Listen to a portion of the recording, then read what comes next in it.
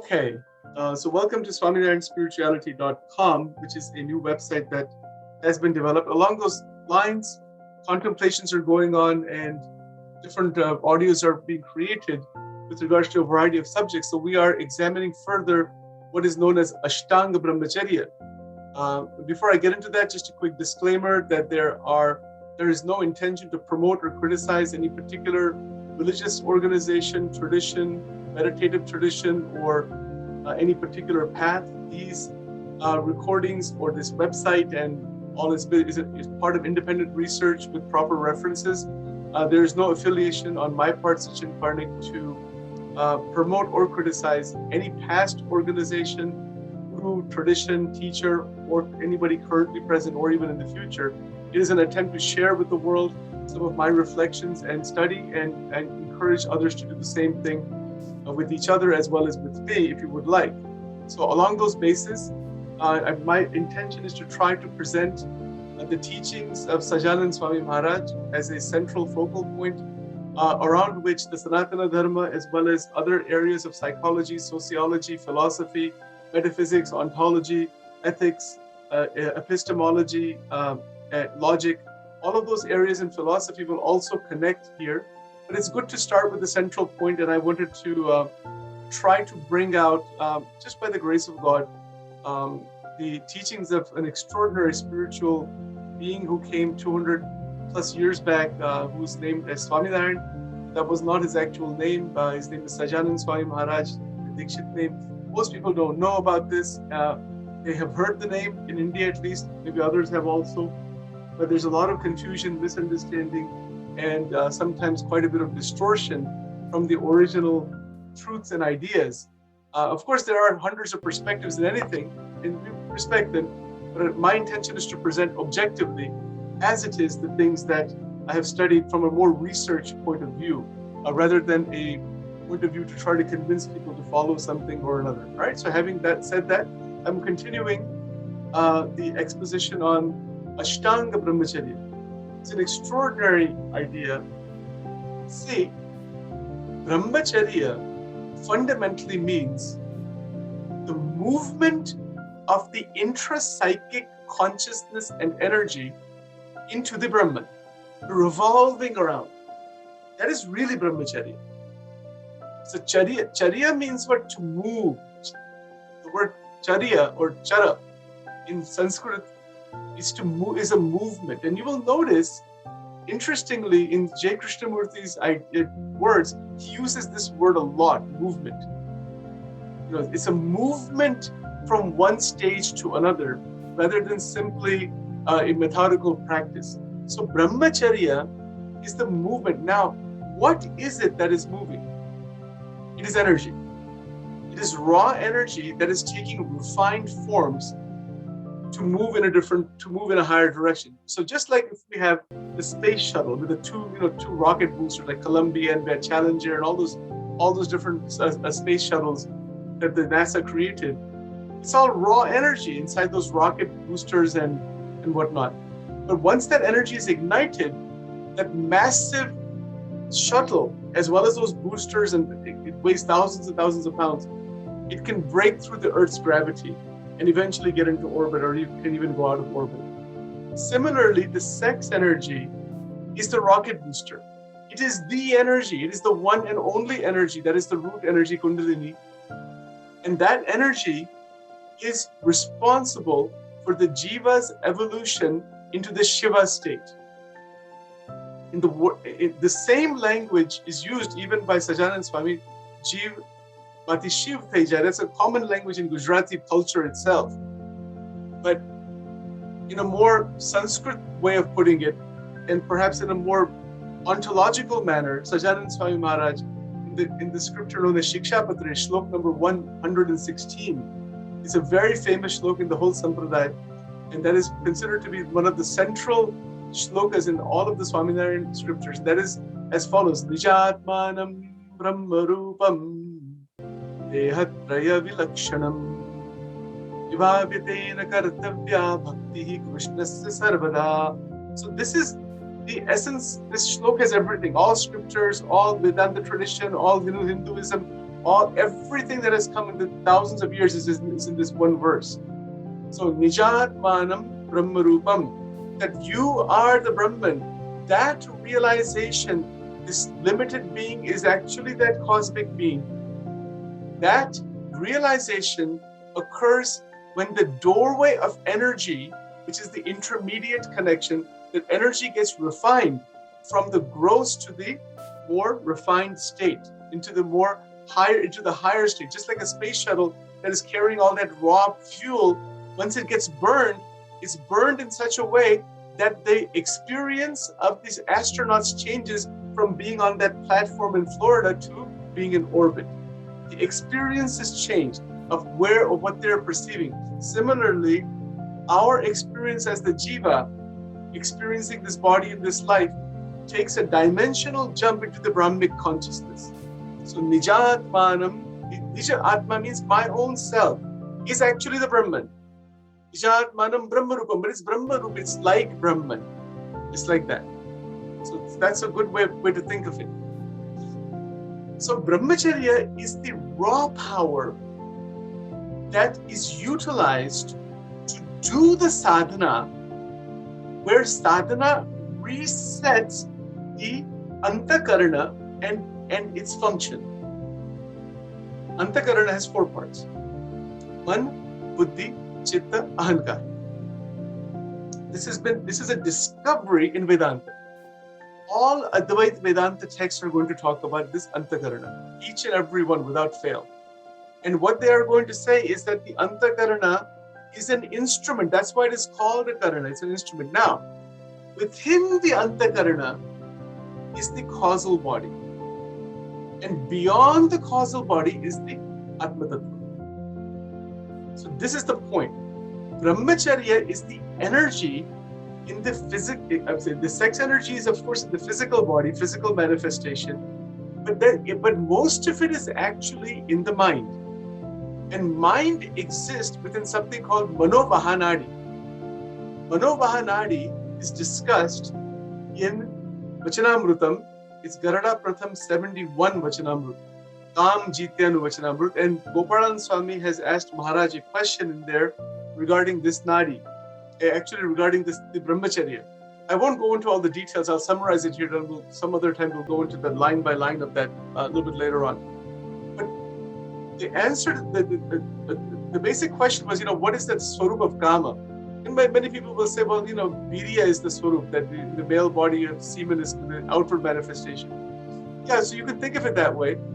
But in reality, the kam, meaning the desire, the sexual energy is existing inside the mind. Most of it is there. And the mind is existing within this nadi called Manovahanadi. And that's a spiritual nerve that connects with the transcendental dimension. So just as the Ida, Pingla, Shushmana Nadi, the Shushmana Nadi is a central canal. So Manovahanadi is another nadi like that. It could be part of the Sushmana, that I don't know exactly, but there are 72,000 nadis that have been discovered by the yogis. And they have named them also. I don't know if they have names for all 72,000 or not, but they have names for major nadis. So this Manovahanadi is where the mind exists. So mind is not the brain, according to the inner scientists, the rishis. Even look at Sajanand Swami, he has stated very clearly that mind is just a ray coming from the Atma. In Garada Madhya 23 Vachanamrut. So he said that the mind, the entire mental structure is just a tiny fragment of the power of the mind. Of the power of the Atma. So Atma Tattva is so unbelievable.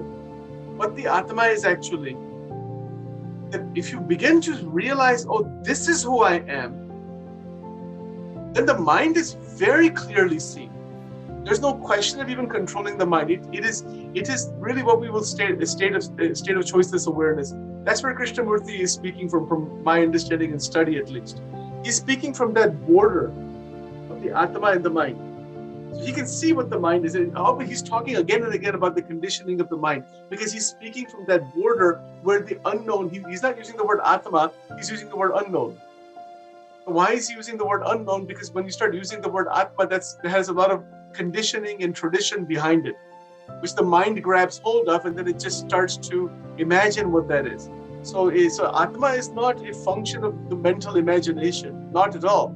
Atma is actually just, the mind is just a little fragmented power, tiny little power of the Atma. But within the mind, the concept of the Atma exists. Because we have to have a concept, and that's where we are. We're living in the mental framework. So we have a concept of the Atma, but to get to the actual Atma, the internal energy system has to be synchronized, and energy wastage has to be stopped by intra-psychic experiences that are massively using that energy. And the orgasmic power, or what we call an orgasm, is a big energy utilizer.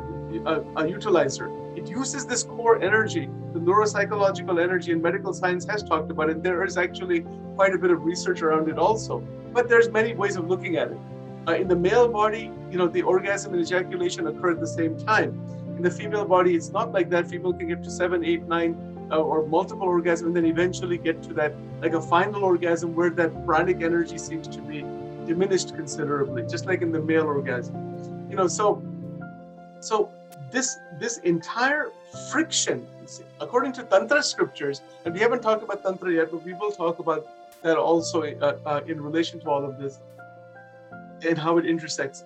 According to Tantra, the goal is to recognize the frictional process within this experience, and that without denying or suppressing the experience, to recognize its energy utilization and to refuse and reintegrate the broken energy. That is what the word fundamentally Tantra means, is to weave together all the broken pieces. Now, of course, the other negative connotations and tantric mantras and negative black magic, and people talk about all that kind of stuff. That's a whole different subject. We won't get into that right now. All that simply is, though, I can just say this much, it's a misuse of the same energy. Energy is one. It can be misused to harm others. It can also be used to benefit others. It's like nuclear power. A nuclear power is just nuclear power. The sex energy is like the nuclear power. You can either be used to go to the Brahmic consciousness, or you can use that to completely destroy the body, mind, brain, world, families, A to Z, which is what we see. There are people who've taken that same energy and become dictators and become power-hungry people. And then there's people who've taken that same energy and evolved into the enlightened state. It's not the energy's fault. Energy is raw. That is Shakti. So the Shakti is power, is the dynamic power present within us, which is dormant as the Kundalini. So going back to Sajanand Swami's entire approach, which our focus is on that, his approach for Tyagi sadhus, these are males, and of course at that time there were females also, but in some other organizations now there are female. But there's a strict separation between male and female, because he wanted not to leave any kind of a possibility of contamination, of mixture. So he put the Ashtanga Brahmacharya as a sadhana. This is described in several scriptures in Swaminarayan tradition. One scripture is the Shikshapatri. He's written that in there. Another is Dharmamrut, even more pronounced way it's written in there. Vachanamrut also discusses this, and Vedaras talks about this. And then there are chapters in Satsangi Jivan and some other places where this is talked about. And then his life also manifests this idea.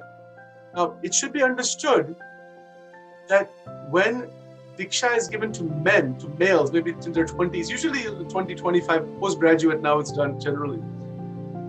It used to be done like at age 15 and 16 in some time in the past, in the Swaminarayan tradition, but they're not usually doing it now like that. When Diksha is given by the Guru or by the Acharya, whoever is giving the Diksha to that individual in the Swaminarayan tradition, that sadhu has to take the vows, the 5 vows. Remember I told you, Panchvartma, Nishkam, Nirlobh, Nisvar, Nirma, Nisneya. Out of 5 of those vows is Nishkam, and Nishkam is where they're taking the vow of Brahmacharya. It's like a vow of strict celibacy. And the goal is to establish Urdhvaretas. The goal is to establish taking this energy and conserving it completely, and not to let it be discharged from the body, right? Even at nighttime. or by masturbation or in any other way, not to damage the wholeness of the energy within the body and the mind. Now, why did Sajanand Swami emphasize this? There's 2 points I want to make on this point. And we'll get back to just in a moment, the more technical aspects of how this is established. But he said that the Urdhvarita Naishtik Brahmacharya is there so that the undisturbed devotion towards the Paramatma can happen. It's like the rocket booster that is going to go in orbit, or let's say go to the moon or some planet. It has to have the right trajectory, and it cannot be deflected by anything. Otherwise, it will not reach. Even an airplane, taking off from one airport going to another, it has to go on a certain trajectory, and it cannot be deflected even by 1 degree. If it gets deflected by 1 degree, it will wind up somewhere else. Similarly, the destination for the sadhus, for the brahmacharis, and for all devotees in the Swaminarayan tradition, destination is God, Paramatma, Sakshat Bhagwan, that is residing within Aksharadhama, is residing within the infinite Akshara Brahma, without any boundary. There's, or also called Chidakash in the Vedantic scriptures. Same name is there for many different, for the same thing. I mean, different names for the same thing. So that's the destination. But if that's the destination, as the Bhagavad Gita also says, that the brahmacharis enter into that dham. Bhagavad Gita says this also. It's not just in Swaminarayan tradition. This comes from Bhagavad Gita only. So into that place where the brahmacharis go, that others cannot go into that place. The reason is because they want something else. They want something of the Prakriti. But if they want that Swarupa Paramatma that is beyond male and female, and then there is no friction left inside the mind, one goes straight into that dham. Yat tatmana nivartante tad dham paramam mama. Bhagavad Gita chapter 15. The Purushottama Yoga in chapter 15 is about that dham. Chapter 8 is called Akshara Brahma Yoga. And chapter 15 is called Purushottama Yoga. So Akshara Brahma is talked about in chapter 8, Purushottam is talked about in chapter 15. And Sri Krishna is saying, I am that Purushottam, I am that Paramatma, I am that beyond that which is Akshara. So Sajanand Swami is using that language and describing himself along those bases. Now, what is the goal of this Brahmacharya? The goal of the Brahmacharya is to refine that energy so that continuous, undisturbed connection with the Ishta Devata can happen. Now, this is a Bhakti Marg approach. Now, in Bhakti Marg, the approach is we want to be devotees, we are devotees, and we will remain devotees, even in the release state. That's what the Sri Sampradaya, Sri Vaishnava tradition, all of that is aiming in that direction. Advaita tradition does not keep bhakti alive. It destroys, it basically just stops bhakti. The bhakti used as a certain, up to some point, then you merge into the infinite, there's nobody else but you.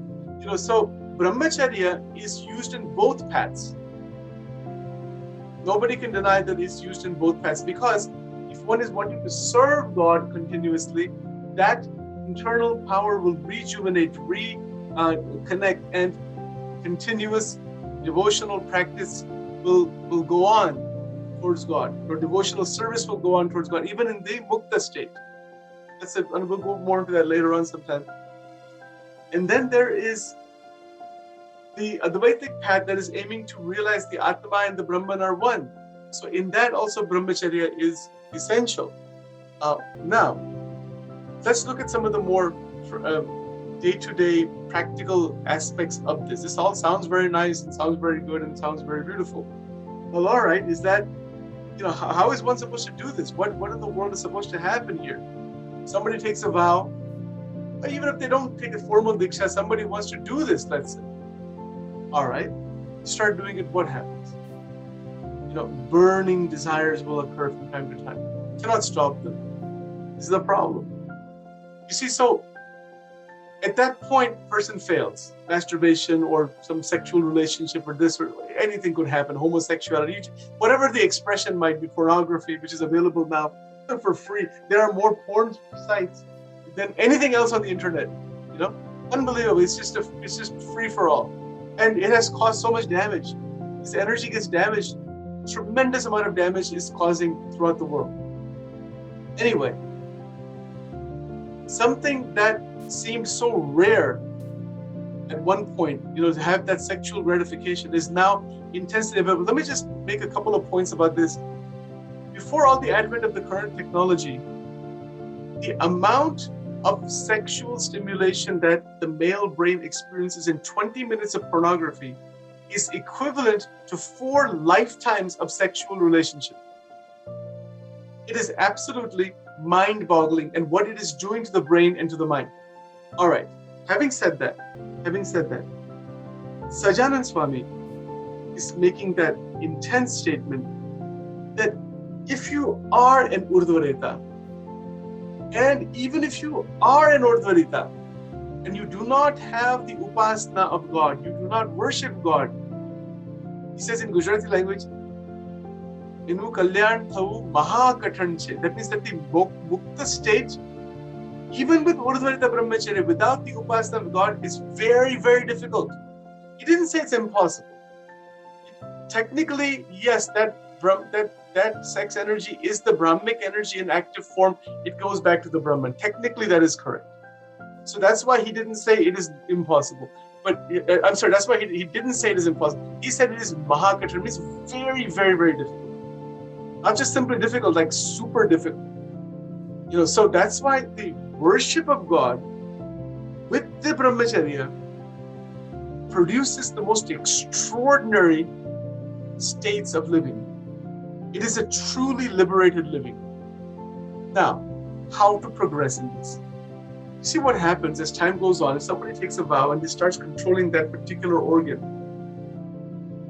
that energy gets controlled. It has to be used continuously for seva and bhakti. If it's not used for that, the mind will flip into its original conditioning, built-in conditioning and built-in neurological circuitry, and it will start going into the bhoga because it wants that experience of the orgasm. It wants that bhoga, anubhav. So when a person through jnana doesn't want that experience, not because of suppression and not because of any kind of just artificial control, because of jnana, realization, jnana, wisdom, and also, as I stated before, the most profound love for God. It wants only to be connected with Bhagavan, with so much devotion, so much depth, that energy naturally changes its direction. It becomes Urdhva. Kya baat? Amazing. That is a real miracle. People want to know what is a miracle in spirituality? Right here. This is a miracle. This is the miracle, actually. This is the thing that doesn't happen. And if it happens, most extraordinary thing, all chakras show up. Can you say that again? Yes, I'll say it again. That when there is intense love, asadharan prem for God, Paramatma, and there is also along with that very, very undisturbed, clear realization that the orgasmic happiness, that experience, is an energy drainer. It is not ananda. It is using the needed energy for continuous contemplation. One begins to give up from inside the demand and the desire for that orgasmic experience. It is the letting go of that desire beyond the normal mind. It is at the Karan Sharir, within the causal body, that desire comes from there. It is the causal body that begins to burn away. It's called Karan Sharir Nunash. There's a Vachanamrut. And then Maharaj is also shown in there in more expanded way in many places how that thing is burned out. So burning of the Karan Sharir is the same thing as the transformation of the gross sex energy into refined energy. It's the same thing. And from a Shakti Upasana point of view, like when we do Siddha Kunjika, Navaran Mantra, Shri Vidya Sadhana, all of that is aiming for this also, the same thing. It is taking the raw power and it is taking it to Ananda Bindu. Because it's taking it to that stage where the Atma begins to show itself. So all of the energy that has been fragmented, lost in so many different ways, all the different goddesses come into play so that they can open up, they can clear out all the obstacles along the way so that the Jivatma can finally touch its own self, that is the Atma. And then, of course, the Swarupas of God, those are transcendental realities, Goloka, Vaikuntha, and the Kailasa, and the Shwedweep, and Lalita Dham, and there's all kinds of things that are described there. That's a different subject. We'll get to that some other time. That's high-level metaphysics, super high-level metaphysics, right? But that's also discussed in Vachanamrita. So here's the beauty of this. The real miracle is that the energy that is downwardly flowing, it begins to flow upward. That is called Urdhva Retas. Urdhva means going up, and Adha Retas is going down. So whole sansar is in Adha Retas. That's where the children are born, life and death cycle, attachment to the family and kids and this and that.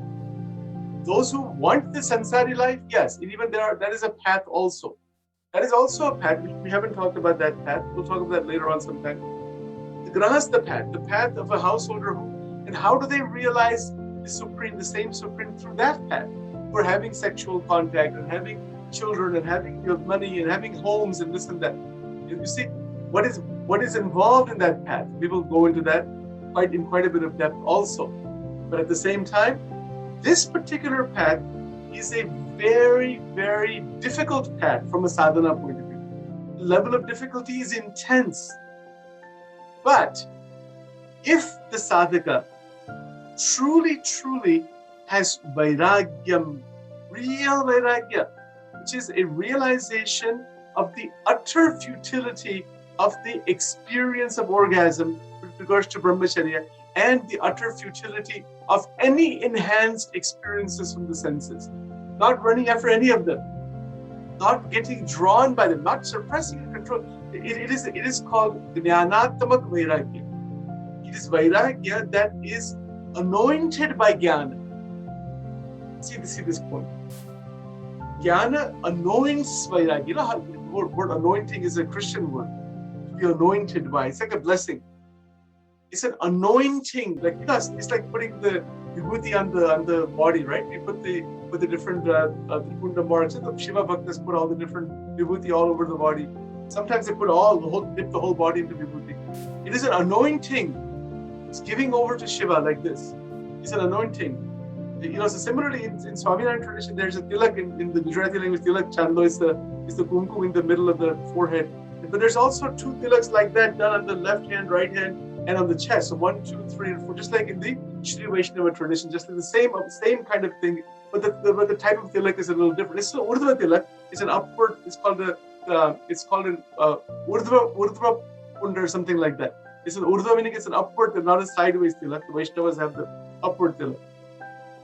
So, but that's the whole idea, that I am anointed by the grace of God, and in that grace there is vairagya. I don't know if you want to ask something. Let me pause. Okay, continue. Okay. So there is. So now in this anointing of vairagya, this is now a stage beyond Tyaga. And I have made some recordings on this before. You may have heard them. Tyaga is what a person starts with in the Brahmacharya path. Meaning what? Leave the home, eat in the wooden bowl, don't look at the opposite sex, don't listen to the sound of this sadhus in Swaminarayan tradition, they follow this thing. They don't speak to the women directly. If somebody wants to say something, they write it down, or they do some indirect approach they use. They're very strict. It's one of the most conservative traditions. There's a lot of criticism, no doubt. I mean, and I'll even go through later on what all the criticism is and all some of the problems that have happened also. But the fact is that they are tyagi sadhu. Tyagi means what? They have left. For example, if I say, let's just use my example. Let's say, okay, I am never going to gamble again. Let's say, I used to have some some interest in that at some point, which caused some problems. But let's say I'm leaving it, letting it go. Does that mean it's gone from inside of me? Not necessarily.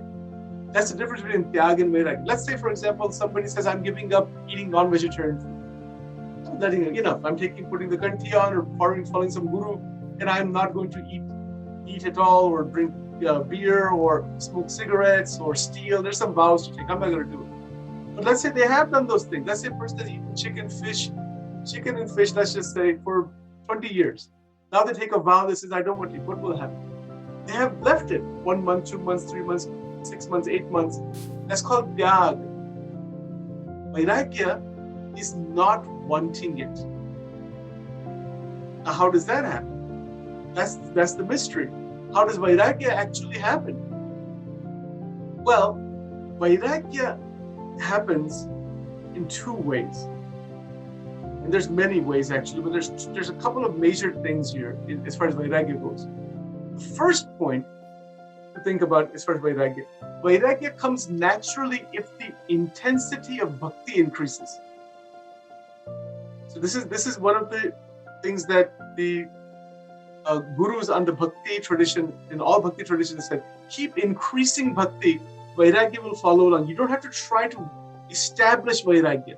You will not want anything except for Paramatma. Then the Vairagya is automatically there. Automatically all the new rules and everything else that needs to be there to support bhakti will automatically be there.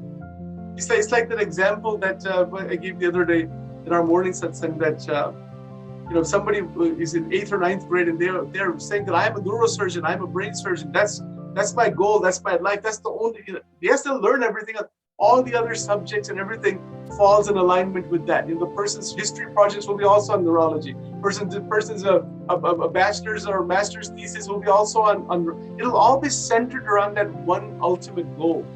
Anytime they look at somebody, they'll be thinking, his eyes are moving because there's a cranial nerve, there's this nerve, there's that nerve. They're looking at everything in terms of the brain and neurology.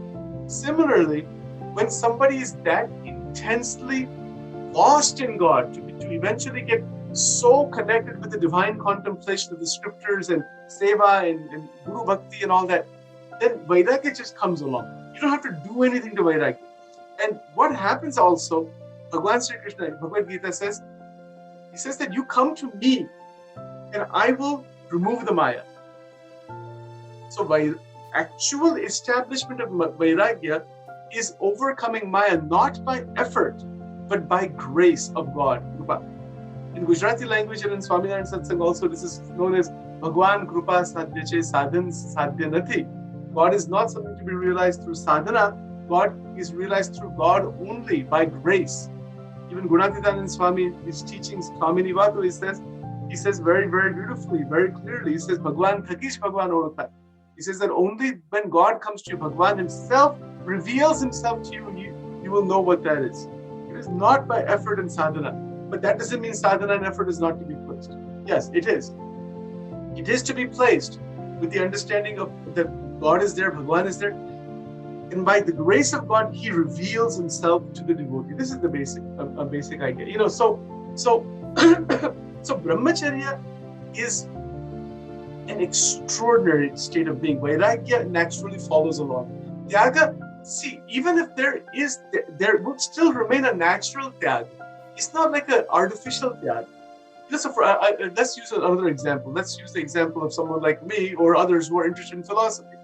If I start reading philosophy of mind, David Chalmers and all these people who are debating these issues, you start going into that, I'll tell you one thing that happens right away.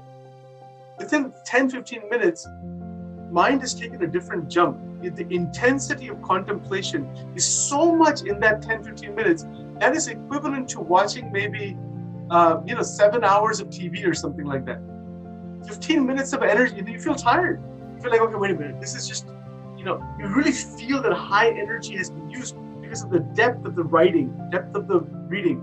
Reading philosophy is not like reading anything else. It's like you have to really go into it, think about it, look at it. In the same way, high energy utilization is there for high level bhakti. If you want to do high level, like if you're doing sadhana in the morning and many hours of sadhana and mantras and all that, you have to have energy to do that.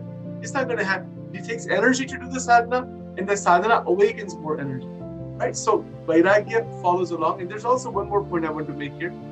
There is a it's called a pada. It's not really a kirtan, but it's like a didactic series of rhymed and poetic verses. They're didactic in nature. Meaning that they're called updeshna pada. Updesh means they're trying to teach something. So there, and I'll go through this with you later on. And Gandhiji used to sing this in the ashram also, in his ashram. Tyaga natake re vairagya bhima kariye koti upayaji. This is written by Nishkuranand Swami. Tyaga natake vairagya bhima kariye koti upayaji. What does it mean? That you may have left the world in its many ways, followed the Panchvartman. You may have may say that I don't want, it's just an ordinary person say, I don't want to eat meat, fish, eggs, etc. Somebody might say, I don't want to watch TV for 6 months or 1 year. Whatever it is, whatever tyaga it is. But that tyag will not be maintained for one's whole life without vairagya. Tyaga not take. Take means the maintenance, the abiding of the tyaga, the remaining of that tyag. Because without vairagya, the tyag will go away. One will go swing back right into bhoga. Tyag and bhoga are in one continuum. Tyag is not enlightenment. Tyag can be a stepping stone to enlightenment, and so can bhoga in left-handed tantra. But it has to be looked at that way, and we will talk about that. Because see, I'll give you a simple example of this. In the Swaminarayan tradition, in what is known as BAPS, in that particular lineage, I'm giving this as a reference. There was a Yogiji Maharaj, as I mentioned him before. Many times people would come to him who have all these addictions, people smoking and different kinds of addictive substances. So at one point, what happened? Somebody had a pack of cigarettes in his shirt or something, and he bowed down. The pack of cigarette fell right into the lap of Yogiji Maharaj. So he picked it and said, "What is it?" He doesn't know. I mean, he's living in his Brahmic consciousness. He said, "Oh, Guruji, these are cigarettes and all that." He asked her, "How much do you smoke?" "Oh, I smoke, 15 a day." So he gave him a blessing. He said, "You go and smoke only 3 a day." So does that mean that Guruji Maharaj is telling everybody else, now everybody who's not smoking, you start smoking three cigarettes a day? No, that's not what it means. It's like the left-handed tantra. This is, it might be shocking for somebody to hear this from me, but that is exactly what left-handed tantra is about. It's about the fact that you have an intense desire to smoke. Possible they'll say, "Well, go and smoke," but you do it with some mindfulness, some meditation, so you find out what the heck you're doing, and then eventually that will stop naturally. There's a very strange analogy. I don't know where I heard this, but think of it as, you're going into a temple, and I hope this doesn't offend anybody, but I'll just say it anyway. And that is that you're going into a temple, and there's a straight, you park your car and you have nice clothes on and all that, and devotional attitude to take these beautiful coconuts and some fruits and some things like that, and we go inside and we offer to the Lord. Very straight-handed path. Think of that as a right-handed path of tantra.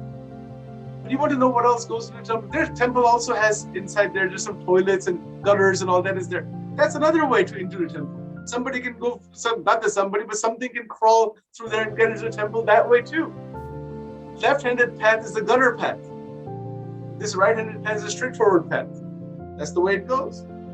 Left-handed path is meat, alcohol, sex. There's 5 M's actually. I forgot what the other 2 are. Maithun is sexuality. Then there's mouse, the Madira, and there's 2 more things which I don't remember right now. But there's 5 altogether. They're called the 5 M's, and they are the path of the gutter.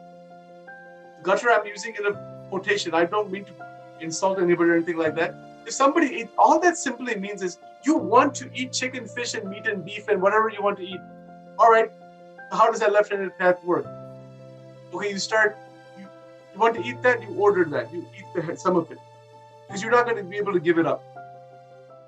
But so what tantra will say?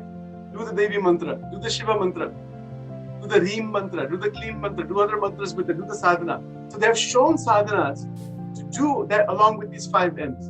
But what happened in the history of India, people took that thing and just ran with it. So then many of the gurus who came after that just shut that path off completely. And that's discussed in Vachanamrut also, which I'll talk to you about later. Sounds good? Good enough for today? I know you seem to be a little bit tired. Let me stop here. Because Chaitanya, you started this thing, you're in for it. That's it. That's all there is. No, so I was going to ask you that, like I said, I think it's been a week. I'm going to go see Misail and get blood work and all that. But the I've been having these fatigue in waves. So I was wondering, do you think it is all the energies which my body is trying to adjust with, or I don't know? I'm just thinking. It, Um, okay, so have you asked Shiva Premananji about this? Because you are doing that more advanced level sadhana, right? Yeah, So I'm basically doing the main Sri Vidya, like all hmm, the 7 levels, and then the Sri Chakra Puja, then Khadgamala. So and because you then have to, yeah, right. um, Because I'll tell you one thing: you have to be really careful in the Shakti Upasana, or at least from what I know about it, because you are opening yourself to all kinds of possible oh energies. no. So they have that shield which I put Yes, every single day. yes. Oh yeah, So yeah. And the thing is, if you get diksha from that, you are protected by the Krodha Bhairava. It's not like you will be yes, attacked. That is yes. not a problem. But I'm saying just as a physical body Physical. trying to adjust the energies which come with it, can that be one of the reasons I'm saying? I think it's very possible. And also, if I may suggest, I mean, this is just a thought. Yeah. You know, you take it with how you want to take it. Is that yes, there is a place for protracted sadhana, yes, you're doing, which is fantastic. At the same time, come into a natural state, and you are in a natural state. I'm not saying so you're already there. So this is not something that is new to you. But the more natural you are with everybody in the samsara, family and others, that's also fine. You know, Me? Sorry, go ahead. so allow your and again I cannot speak for it because you will know your own internal movement, but allow it to naturally just balance itself out. Yeah. So and maybe that's why you're feeling tired, because Yeah. it's not a pretty sustained sadhana. You know, there's morning meditation, evening meditation, there's this, there's that. You're 24 hours in it. You can be 24 hours in it, but at the same time there is also a time to kind of let the gas pedal be relaxed a little bit. Yeah. No, And go to the, yeah. Everybody's saying that, oh, you don't sleep enough, and I don't know, that's but probably what it is, you know. So maybe what you can do, and in fact, I still actually I have to. I think what I'm going to have to do to get those bhajans uploaded for you is the problem is that it becomes a private playlist. Otherwise, everybody else will be able to see it. So okay. we need to create a new Gmail account for you. Okay. You know, and actually we could probably do it. Let me see. You already have a Gmail account through C Krupalo. You could use that one, or we could just create just a new Gmail account completely just for bhajans and all that, and Yeah. then that way nobody else will have access to it except for you. You know, because in YouTube when you make those playlists, if they are public, anybody can access them. If they are private, you can access them from your login.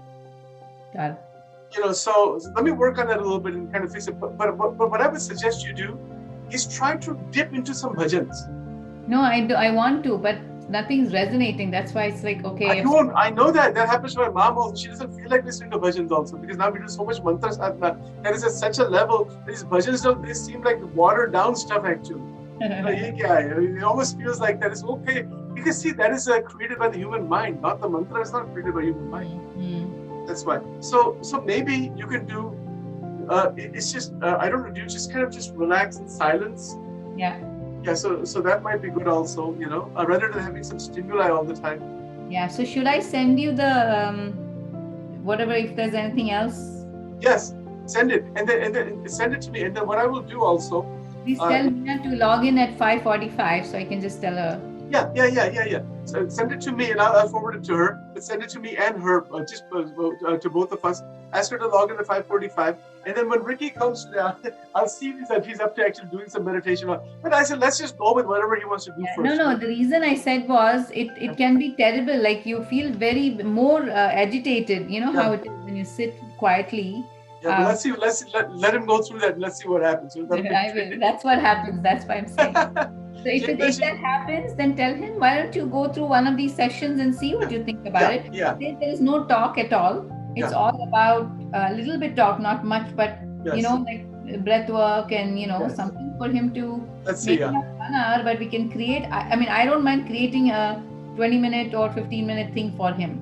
Like exactly. I will mention it for sure. Yeah, but anyway, but just keep this between us for a second. I don't know if he wants everybody to know about that. No, but you can tell that. I'll tell him. Yeah. It can be. I don't need. I mean, it's confidential, nothing like that. But I can create a 20-minute routine, which will be useful. Because see, again, that's the thing. If he doesn't know, then he just thinks that we have to just sit like that. But No. You have to do like energy, 5-minute energy thing. Then you have to do some pranayam. When you do that, it's a better state to be aligned and do the meditation. I will mention that. I will definitely let him know about that. Okay, Chetna, Sachin, get some rest. I will. Get some deep, nice 2 hours rest. Okay, thank you. But don't sleep all the way until 7 p.m. So that's great. I don't have that time and luxury, so no worries. No time or luxury to do that, right? There you go. Bye. Bye. Thank you again. Bye. Bye. Great job in the podcast today. Excellent. Fantastic.